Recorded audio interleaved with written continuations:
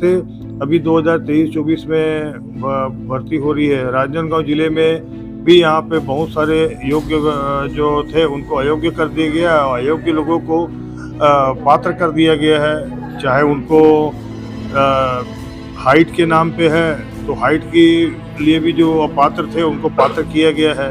और जो मशीनें जो आई हैं हैदराबाद से खरीदी पुलिस विभाग द्वारा जो पूरे प्रदेश में की गई है, जो भाजपा सरकार ने खरीदी कराई है, ये वो मशीनें हैं जो मशीनों में कभी कुछ ना पा रहा है, कभी कुछ ना पा रहा है। तो ये और बहुत सारी जो प्रक्रिया इनकी जो है ये पूरी जो दबाव में चल रहे हैं, पुलिस प्रशासन चल रहा है। जिस प्रकार से भाजपा के लोग, सत्ता सरकार के लोग दबाव डाल के सरकार जिस पर दबाव डाल रही है, उसका ये कारण है कि योग्य जिन्होंने अपनी जीवन संजोने के लिए, अपने जीवन का एक लक्ष्य पाने के लिए तैयारी की थी और इतना समय आर्थिक, मानसिक, शारीरिक रूप से उन्होंने किया, आज उनको दरकिनार करके भ्रष्टाचार करते हुए ये दूसरे लोगों को ले रहे हैं जो अपात्र हैं, जो उसके योग्य नहीं है।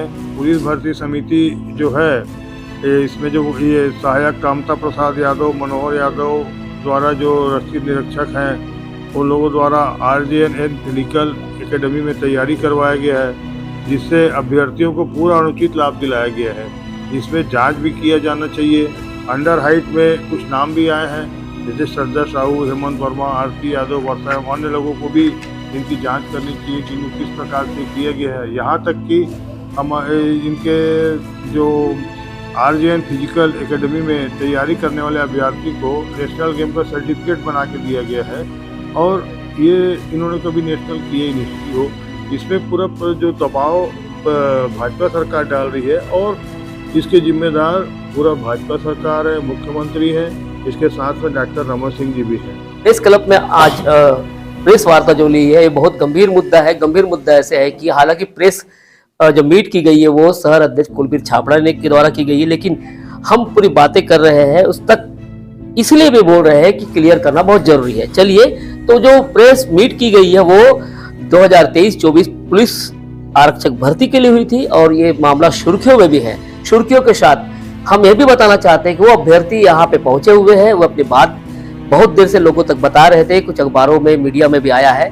तो हम उनसे जान लेते हैं कि आखिर ये भर्ती प्रक्रिया पर प्रेस सचिव खड़े हो रहे हैं, उनके साथ क्या हो रहा है और क्या बातें कह रहे थे। क्या नाम है आपका? जी, सौरभ कुमार यादव। आप भर्ती के लिए आए थे? यस सर, मेरा तो अभी पहला हो गया है जिसमें डिस्क्वालीफाई हो गया हूँ मैं, लेकिन मैं यही कहना चाहूँगा कि वहाँ पर पुलिस भर्ती में बहुत ज़्यादा धांधली हो रहा है कि जो लड़का हाइट में कट जा रहा है वो अंदर जाके क्वालिफाई कैसे नंबर आ रहा है, और नंबर भी आ रहा है उसके बाद भी उसका 70-75 ऐसे सुनाई आया है। जो लड़का 40 नंबर नहीं बना पाता प्रैक्टिस में वो वहाँ 70 कैसे। और ये भी सुनाई आ रहा है कि 6 मीटर गोला फेंक रहे हैं तो सीधा 7-8 मीटर का नंबर दिया जा रहा है।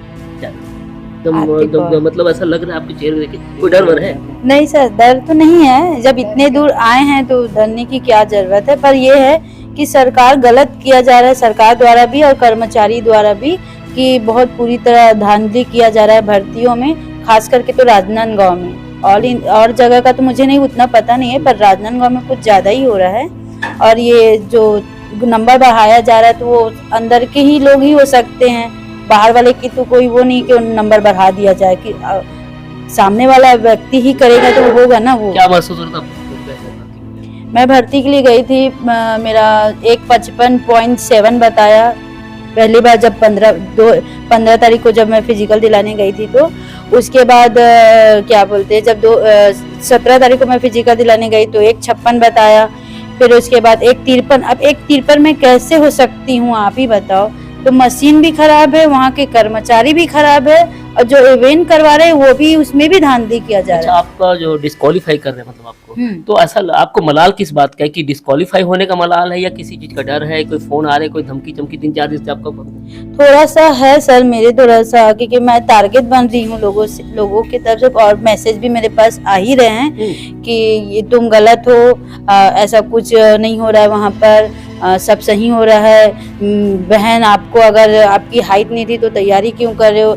ऐसे ऐसे मैसेज मेरे पास आए जा रहा है। किसकी तरफ से आ रहा है?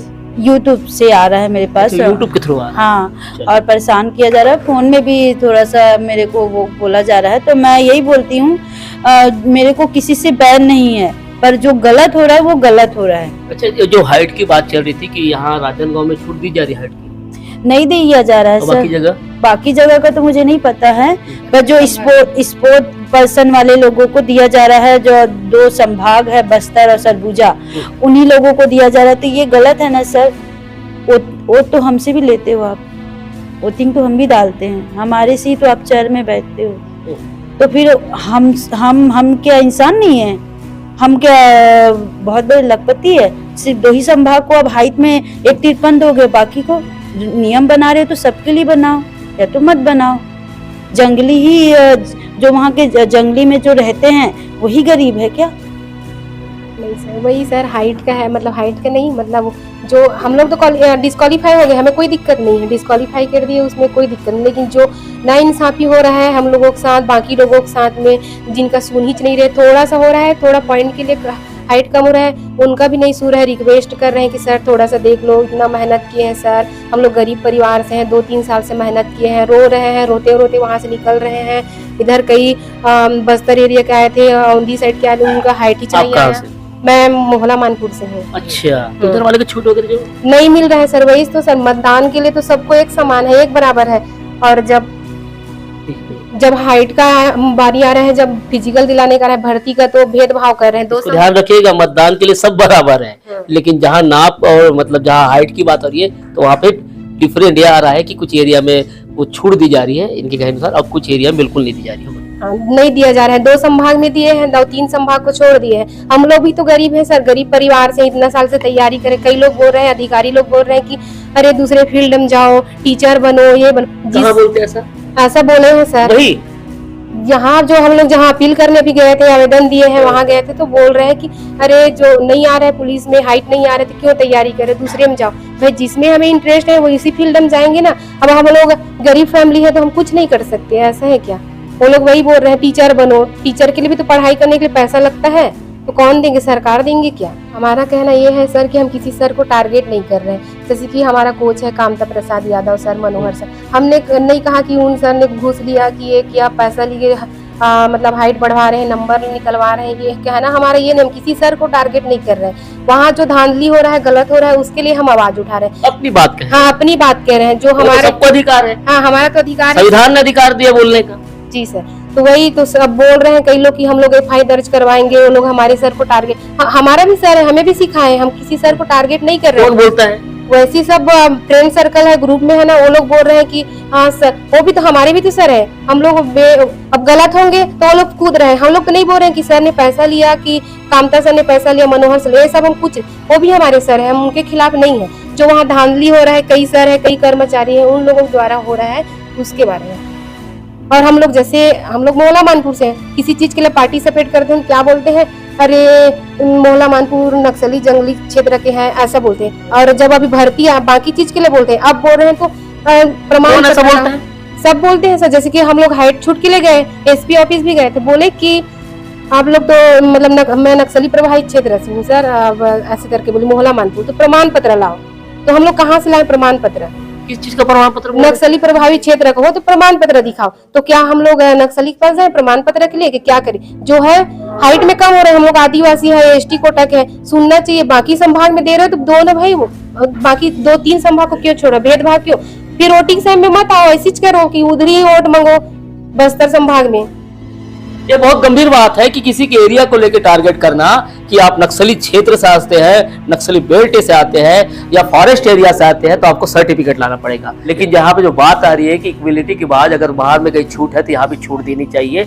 और डिमोटिवेट करना ये कहाँ तक के मुनासिब होगा? जैसे ये एक अभ्यर्थी ने बताया जो डिमोटिवेट किया जा रहा है कि आप चले जाइए, कहीं और भर्ती हो सकती है, दूसरे नौकरी चले जाइए।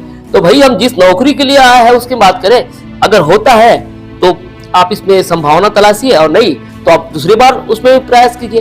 तो ये डिमोटिवेट करने का तरीका वाकई ठीक नहीं है। जो प्रश्न खड़े हो रहे हैं ये बहुत गंभीर प्रश्न है, और खगा समासु इसलिए कर रहे हैं कि इनकी बात तक नहीं सुनी जा रही है, धमकी आ रही है, ऐसा बता रहे हैं, दिक्कतें हो रही है, वो तो समझ में आ रहा है। और इस खबर को लेकर हम आप तक पहुंच रहे हैं। आपके सुझाव, विचार और कमेंट्स आने चाहिए।